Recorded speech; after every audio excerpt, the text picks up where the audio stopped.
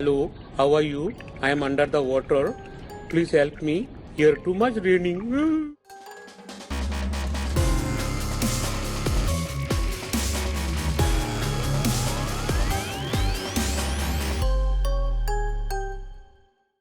Yo! Hello, how are you today? It is I, Jesse, aka Survival Punk, aka The Wide Guard, aka, oh no, it's that guy. Today, we're diving way too deep into Markiplier's directorial debut, the 2026 horror film, Iron Lung. Yes, that Iron Lung. The one that turned a YouTuber's $3 million passion project into a box office beast proves that indie films can out Hollywood and somehow made 2 hours in a seated theater feel like 2 hours of slow motion panic in a rusty sub. If you haven't seen it yet, no worries. I'll give you a spoiler warning when the spoilers actually start dripping in. First off, a bit of context for the uninitiated. Iron Lung started as a 2022 indie sci-fi horror game by David Shermansky that takes place within a small, ramshackle sub made entirely out of PS2 era graphics. It was simple, cheap, brilliant. Markiplier, Mark Fishbach, YouTuber extraordinaire and absolute legend, both played and loved the game. He loved it so much, in fact, he bought the screen rights, wrote the script, directed, starred in, edited, and probably made the snacks for a movie. An absolute passion project for the man. And now, in 2026, despite zero studio backing, he drops it into theaters. Originally, it was only going to be in select theaters, but both fans of Mark as well as fans of the game lobbied together for the movie and outright bullied theaters into showing it, reminding Hollywood to never underestimate the power of fangirls with FOMO. A lesson, funny enough, Hollywood had to be reminded of twice in quick succession. I am, of course, referring to the box office mishap that happened with Iron Lung not that long ago, in which the moment Sam Raimi's Send Help overtook Iron Lung for the first place in the box office, Iron Lung, for whatever reason, was taken off the list completely, despite being number 2 in the box office. Now, more likely than not, this was just an accident, as they have already claimed publicly. But let's be realistic for a second. Do you really think this would have ever happened to Sam Raimi? But all's well that ends well. Iron Lung is still a smash hit success and a outright upset to the current Hollywood order. And rightfully so. Whether you like the movie or not, anybody who watches it can tell. Markiplier poured his heart and soul into making this movie work. Heck, the man even ended up going to the hospital due to a severe eye infection as a direct result of working on this movie.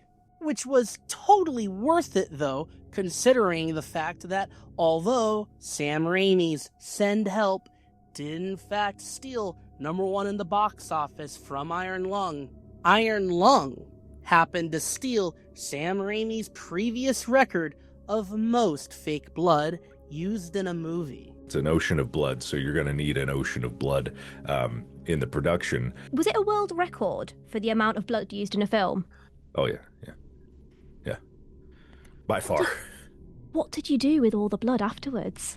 So it's actually food grade, so it can be disposed of. It's not a harsh chemical. It's made from glycerin, and that was part of the problem. We ordered it at the beginning of most of it. We ordered at the beginning of production, and it's a 35-day shoot. So by the end of it, it was starting to spoil, which is something we didn't think about. So by the time I was swimming in it, some of it was getting progressively worse. I don't think it was dangerous, and thankfully I was the only one swimming in it, so I get to make that call. But it definitely was not pleasant smell-wise. But I digress. Now, as someone who has personally been a fan of Markiplier since his start around 2013, as well as someone who deeply appreciates and enjoys his particular brand of creativity and artistic vision, it goes without saying that I have been extremely excited for this movie for a very, very long time. Speaking of which, let's get into that, shall we? The film keeps the game's core DNA, but expands it into a feature-length slow burn.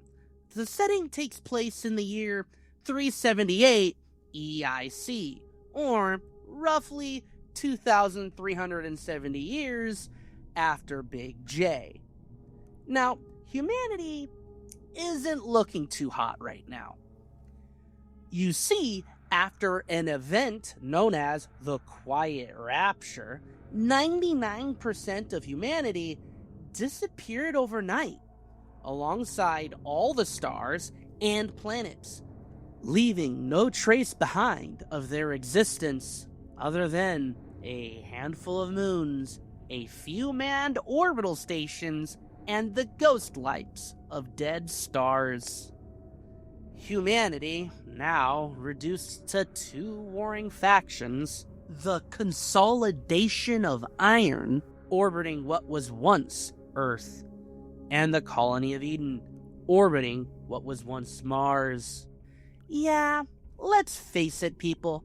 Like hell, the near extinction of the human race would ever be enough for us to put our differences aside. Come on. Now, with little to no hope left, the only thing for what's left of humanity to go off of in terms of finding a way out of this mess is the exploration of post-rapture anomalies known only as blood oceans. Large bodies of human blood that are pooled on the surfaces of 4 moons. I think we found where all the people went. And that's, well, where our story truly starts. Mark plays Simon, a COI convict who picked the short straw after him and his fellow brothers of Eden were involved in some sort of space station catastrophe. His crime implied to be bad enough that execution is on the table. He is welded, yes, welded into the SM-13, a ramshackle burner sub nicknamed the Iron Lung, and then dropped into the blood ocean of Moon AT-5. Mission? Snap photos of points of interest, grab a sample, earn his freedom. Simple, right? Wrong. Simon starts with a clear goal. Complete the mission, get out, live. But as the oxygen drops and the blood rises, purpose warps. Why are you here? What is the point? Is freedom even real when the universe ate the stars? The Quiet Rapture looms large. Stars gone. Planets gone. Only survivors in tin cans, orbiting nothing. Humanity reduced to petty squabbles over space stations and scraping meaning from blood. Even if the COI actually keeps their word and sets Simon free, what life is there to even live? What future is there for anyone? Simon's freedom is a lie, a carrot on a stick to make him dive deeper into hell. And the deeper he goes, the more he realizes the mission isn't salvation, it's sacrifice. Mark's performance is the weld that holds the whole thing together. Sure, he is a YouTuber and some of his acting is, although competent, a bit wooden and at times amateurish, but he does a real solid job beginning to end, especially coming into his stride after the half-hour mark and really nailing the more emotional moments of the movie. So yeah, he's no Leonardo DiCaprio or Will Smith. But that's not what the movie needed anyways. What the movie needed was exactly what Mark delivered. A strong, competent, and emotional performance from someone who is passionate about what they were working on. Now, as for dialogue, a quality you think the movie would actually suffer in, considering 90% of the dialogue is coming from Simon alone, is actually done surprisingly well. All the voices delivered via the comms do bang up jobs voicing the lines, and Simon's interactions with these voices are very entertaining and informative. Now, the rest of the dialogue in the movie, for the most part, is just Simon muttering and talking to himself, which you think would get stale, but it manages not to, especially due to the fact that this self-dialogue Simon has throughout the movie feels mostly natural, like something you would be saying to yourself as you're trying to solve a problem or a puzzle. This is especially true during the movie's more stressful, dramatic, and emotional moments where Simon is losing hope or freaking out or pissed off beyond belief. The movie even has its own version of the "you gotta be fucking kidding me" line from John Carpenter's The Thing. And due to a combination of the situation Simon was in, as well as Markiplier's delivery of the line, it wasn't just funny, it was natural and poignant. And quite frankly, very relatable. It felt like something I would say, or anyone for that matter might say, if given they were in that exact same situation. That all said, I really must reiterate, he's alone. Alone for almost the entire runtime. No romantic interests, no co-stars popping in for comic relief, just him, breathing heavy, muttering to himself, hallucinating, bargaining with voices on a dying comms line. It's actually very commendable. A lesser director would have succumbed to peer pressure and made a side plot involving the facility workers and scientists desperately trying to get back in contact with Simon, if for no other reason than to get more information out of him. But no, Mark doesn't do that at all. He sticks to his guns and stays true to the game's themes of isolation. There is even a scene early on in the movie, you'll know what scene that I'm talking about if you watch the movie for yourself, that I will refrain from spoiling, in which Mark could have easily given us the point of view of other characters, but didn't, choosing to only give us Simon's point of view in the sub.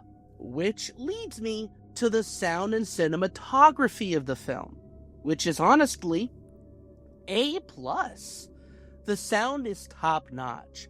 The rapid dings of his radar warning of potential unseen dangers, and the bangs, creaks, and screeches of the sub reminding you of the constant peril Simon is in at all times.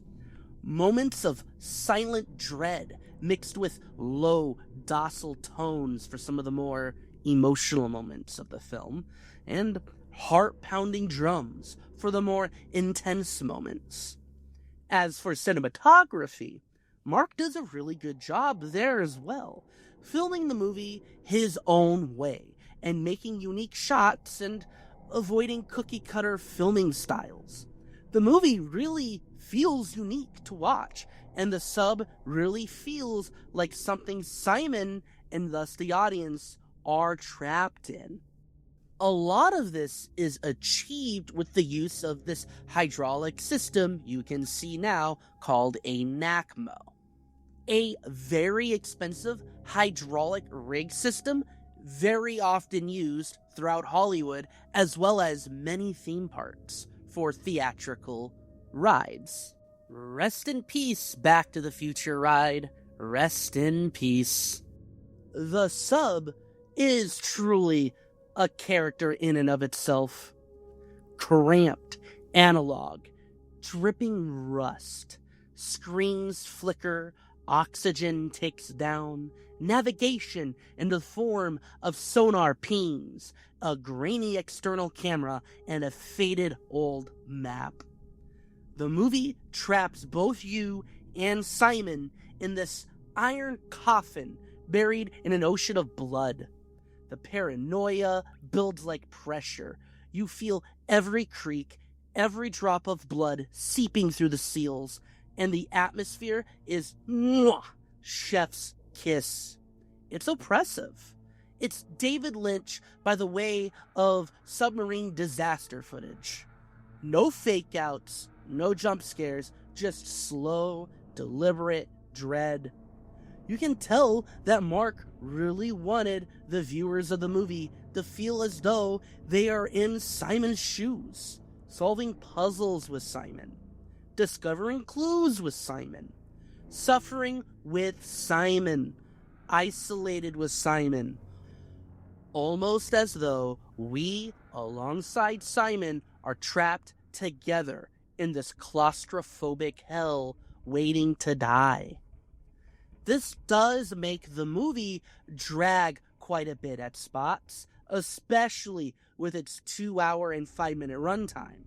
But it is, to me, totally worth it for both the great dread and tension this creates, leading to one of the most effective atmospheres I have ever experienced watching film. Truly delivering a pure survival horror feel to it all. This movie honestly comes as close to playing the game as you possibly can without actually playing the game. And the crazy part is, Mark manages that without harming the movie's experience as an experience, at least in my opinion. Hollywood, take notes. This is how you adapt horror games. Just make a competent horror movie and tie in themes from the games in a way that's true to the source material. Not horror-themed action movies with characters that are kind of sort of like the ones from the games, fighting enemies from the games, and may or may not say a game quote or two. Now, before we dive into spoilers, there is a few things I should probably mention about the movie. Critiques, to be more specific. Although I do really love this movie and I enjoyed it a lot, hell, I watched it not once, not twice, but 3 times in theaters, I should still mention them in all fairness. First of all, the movie is both slow and long. Although personally, I was not bothered at all by the length of the movie or its slow buildup of atmosphere. That said, however, I could definitely see how some people will not exactly enjoy that. There were plenty of scenes in this movie, and you know what parts of the movie I'm referring to if you've watched it for yourself already, that were much longer than needed. And Markiplier could have easily shaved 20 to 30 minutes or so off of this film's total length, and not a whole lot would have been lost other than a few moments of slow build-up and atmosphere. Which leads me to the second problem with the movie, which is I kind of wish Markiplier had more faith in the atmosphere that he created. Like I said earlier, this is one of, if not the best atmospheres in a film I've seen in a very long time. However, despite the fact I personally enjoy this aspect of the movie, it does get to the point of redundancy. Not all of the atmosphere building and tension building moments needed to be here, or at the very least, they didn't need to be nearly as long as they were. A final critique I should probably mention as well has to do with the intercom. There are plenty of moments where the intercom bugs out or the signal cracks and is slightly lost and words get drowned out or garbled. This is a purposeful design decision in the movie, and I like it a lot, but it does make some of the reveals and some of the information given to the viewer to understand the world and what's going on unnecessarily difficult to follow. Suffice it to say, if you're one of the many people waiting to view this movie at home via streaming, captions are a must.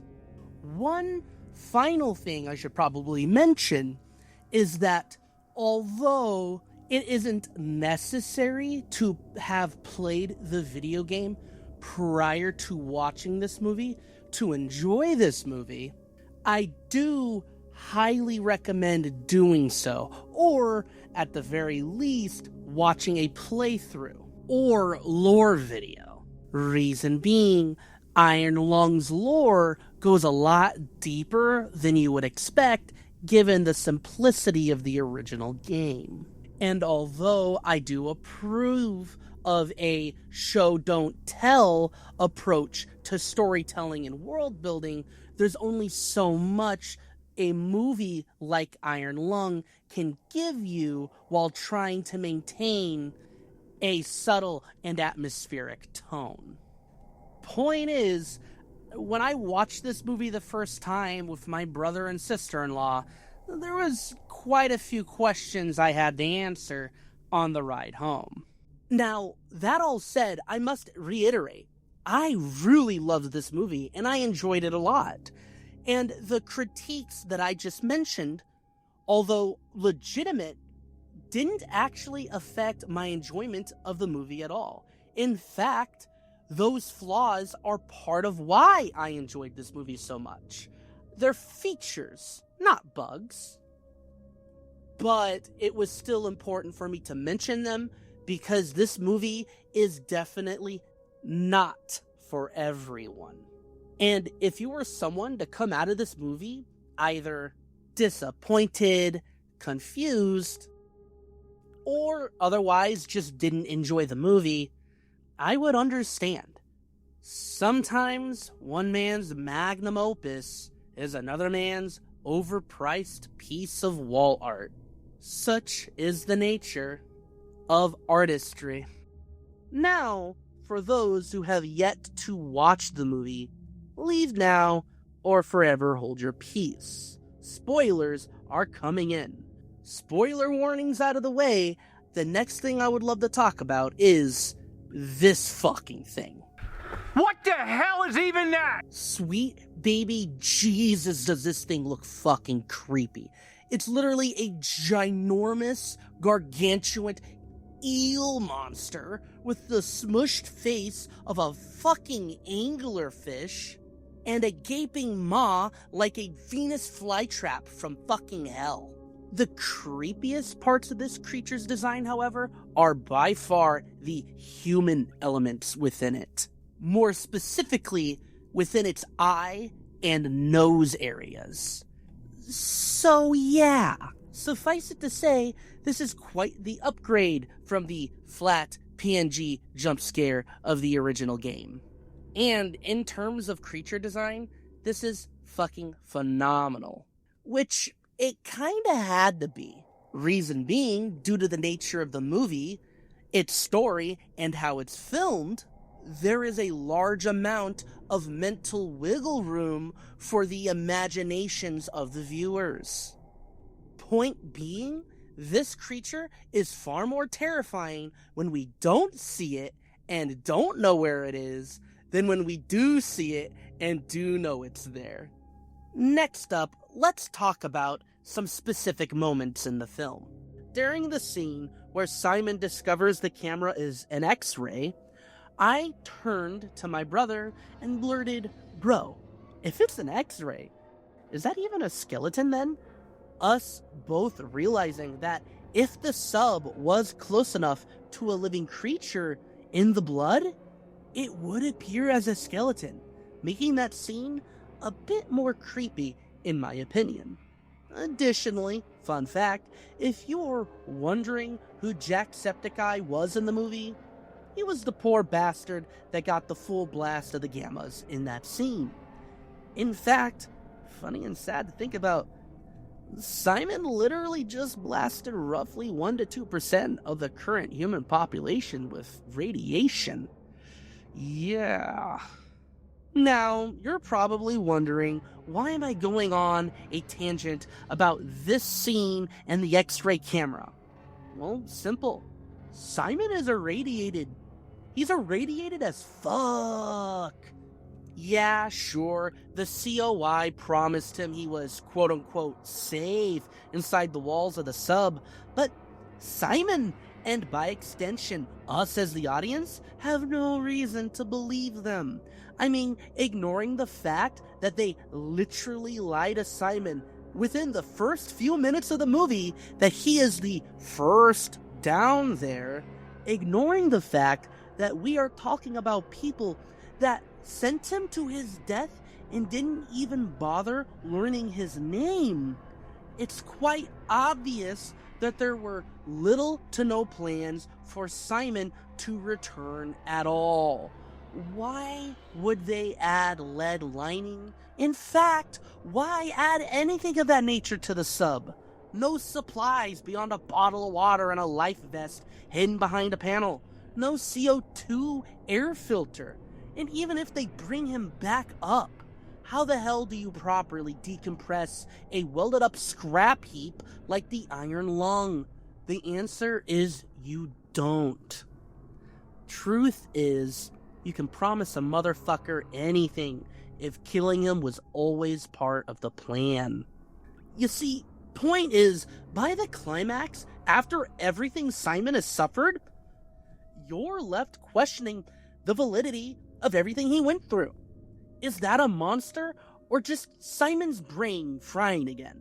Is that really the COI making contact, or just another ghost luring him to death by giant anglerfish? Multiple head injuries, check.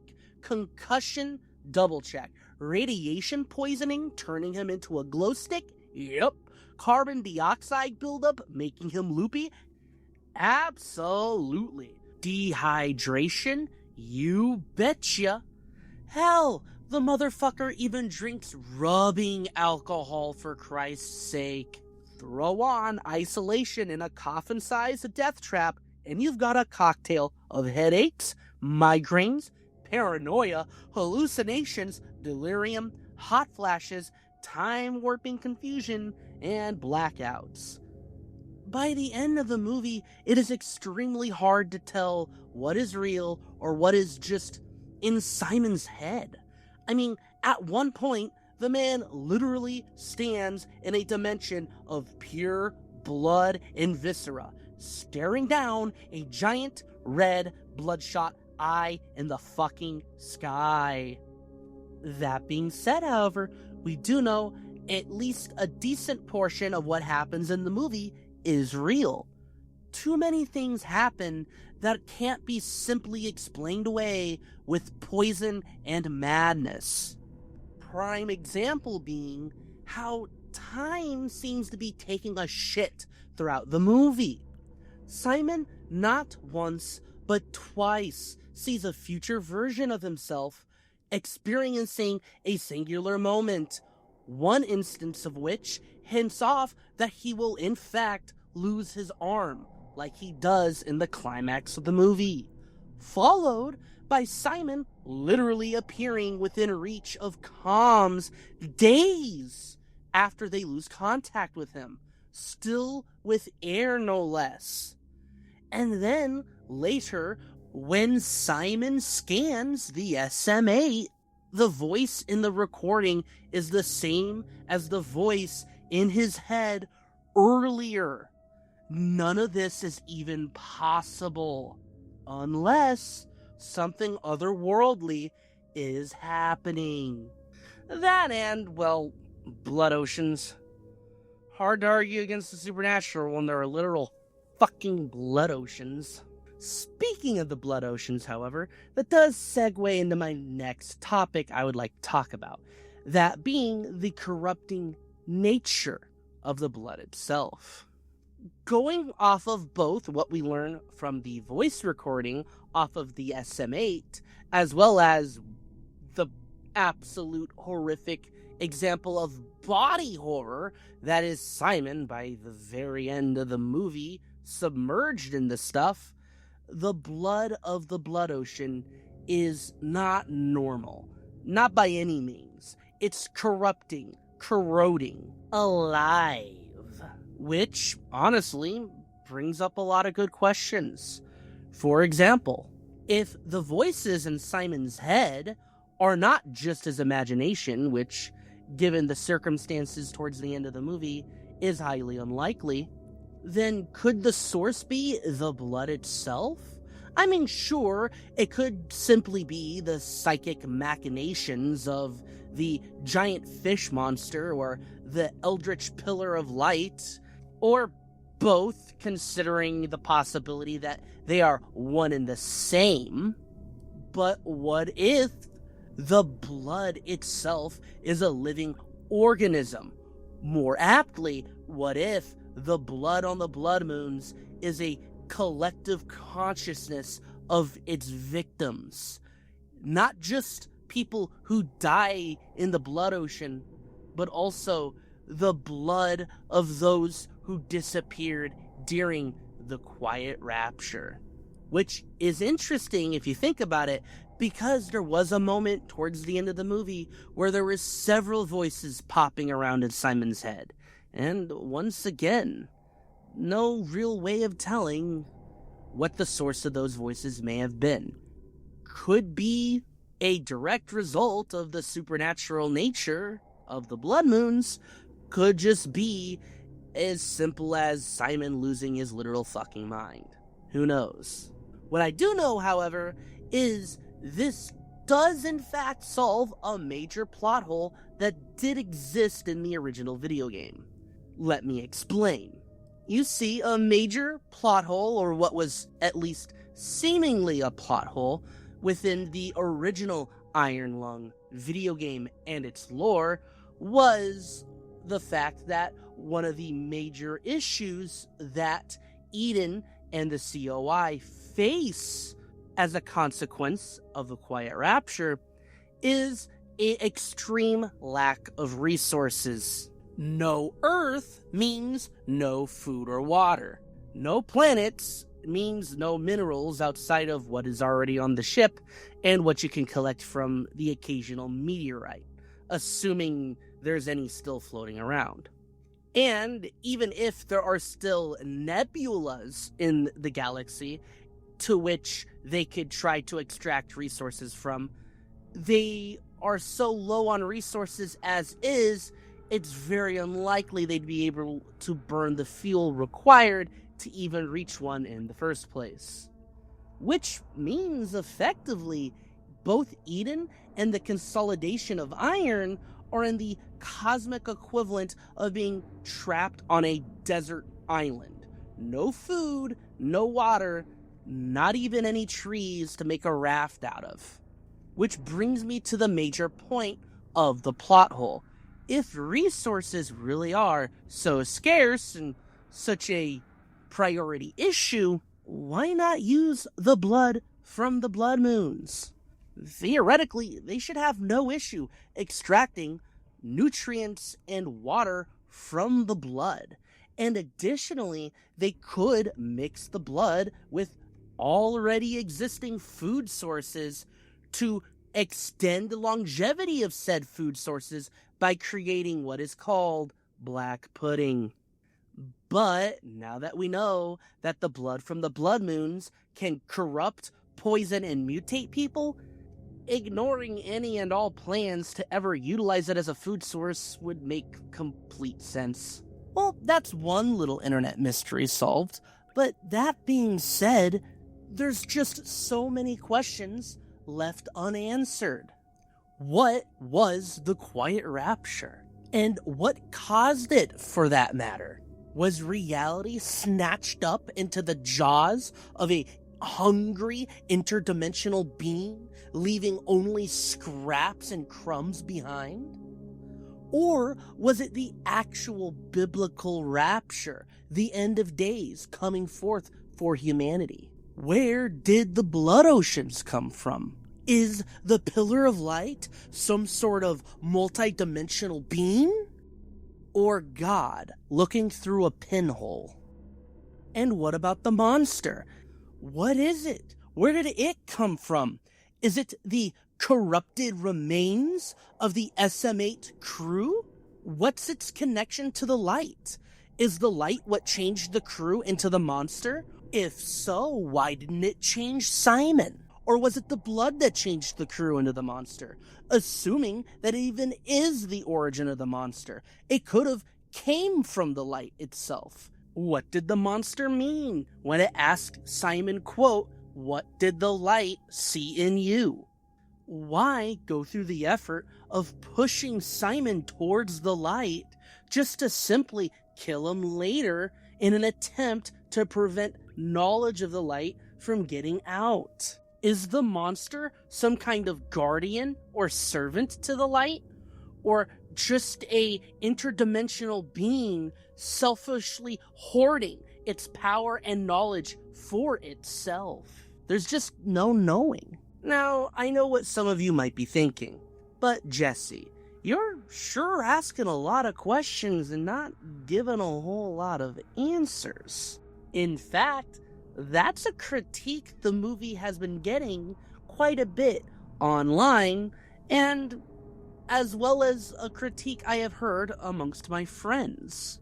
To which I would say, yeah, that's kind of the point.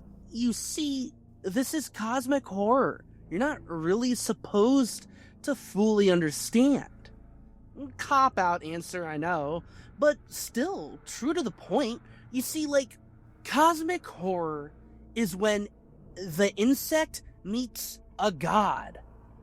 The insect can never hope to understand a god, and a god will always be indifferent to the insect. Cosmic horror is all about coming across eldritch beings, forgotten gods, and forbidden truths.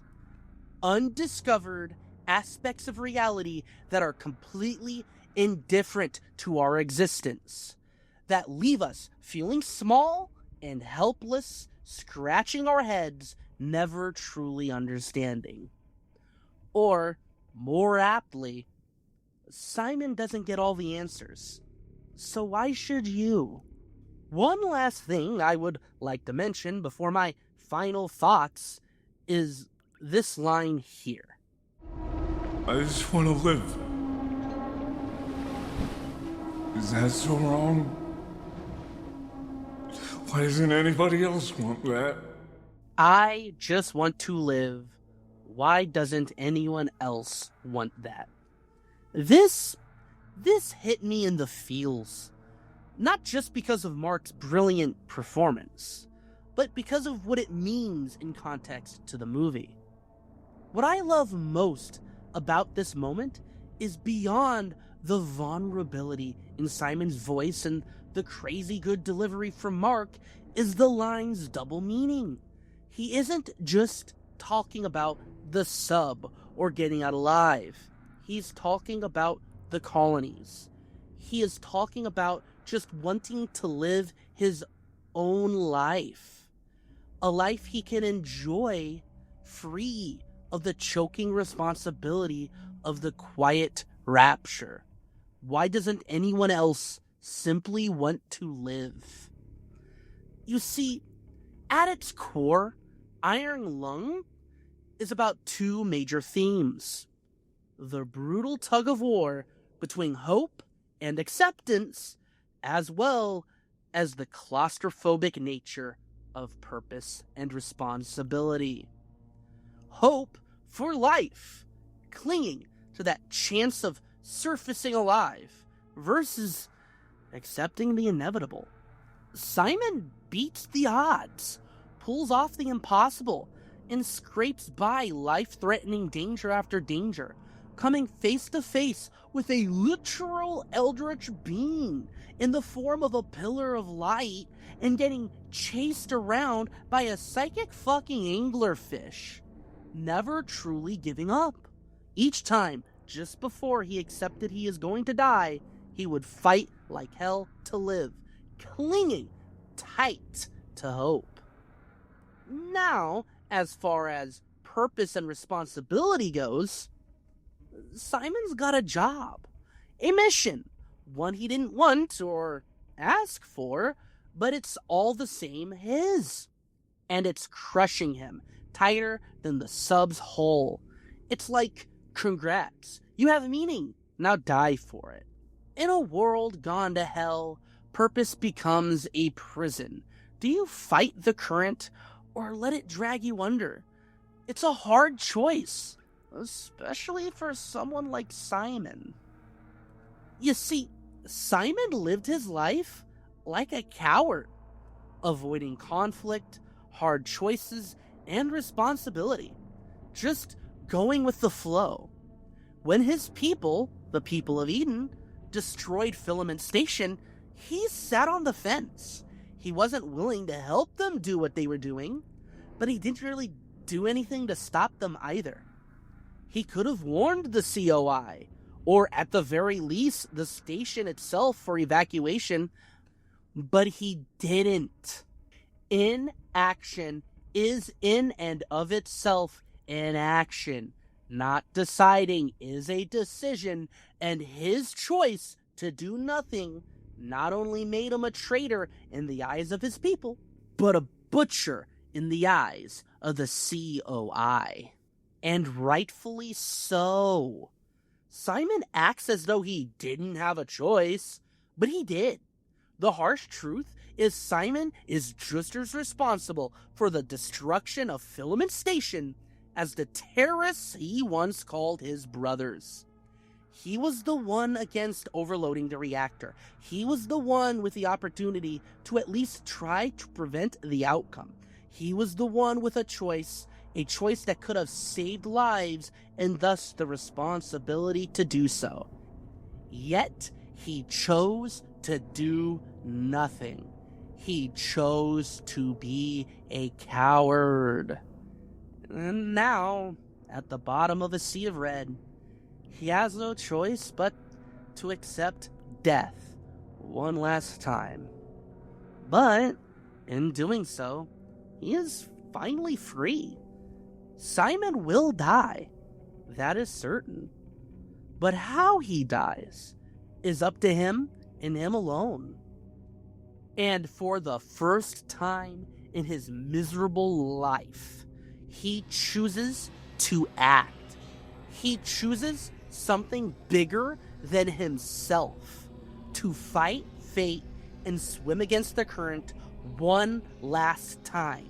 And with one last act of defiance, he dies.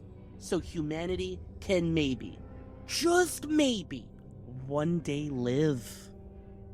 Dark? Yes. Pointless? No.